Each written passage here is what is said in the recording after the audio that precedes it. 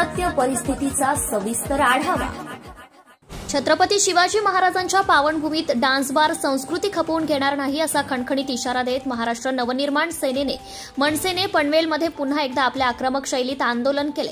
मनसेचे पनवेल महानगर अध्यक्ष योगेश चिले यांच्या नेतृत्वाखालील कार्यकर्त्यांनी शहरातील नाईट रायडर्स या डान्स बारची शनिवारी मध्यरात्री मोठ्या प्रमाणात तोडफोड केली आहे। या घटनेमुळे पनवेलमधील अनधिकृत डान्स बारचा प्रश्न पुन्हा एकदा ऐरणीवर आला आहे। मिळालेल्या माहितीनुसार पनवेल परिसरात अनेक डान्स बार अनधिकृतरित्या सुरू असून त्यामुळे सामाजिक वातावरण बिघडत असल्याचा आरोप मनसेने केला आहे।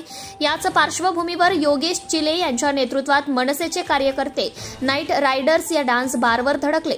कार्यकर्त्यांनी सुरुवातीला डान्स बार विरोधात जोरदार घोषणाबाजी केली। त्यानंतर संतप्त कार्यकर्त्यांनी बारमधील खुर्च्या, टेबल आणि इतर साहित्यांची तोडफोड करण्यास सुरुवात केली आहे। यावेळी बोलताना योगेश चिले म्हणाले, ही छत्रपती शिवरायांची भूमी आहे, येथे अशी घाणेरडी संस्कृती आम्ही कदापि सहन करणार नाही।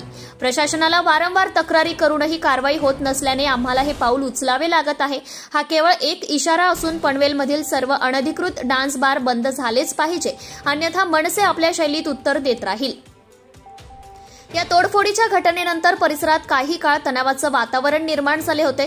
घटनेची माहिती कळताच पोलीस घटनास्थळी दाखल झाले।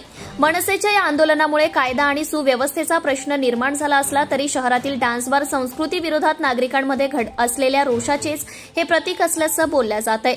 या घटनेमुळे पनवेल आणि आसपासच्या परिसरातील अनधिकृत डान्स बारचा मुद्दा पुन्हा एकदा चर्चेत आलाय।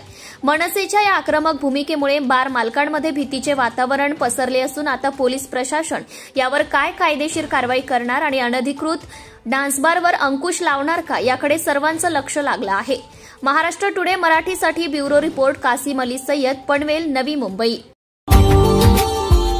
Subscribe now and press the bell icon. Never miss an update.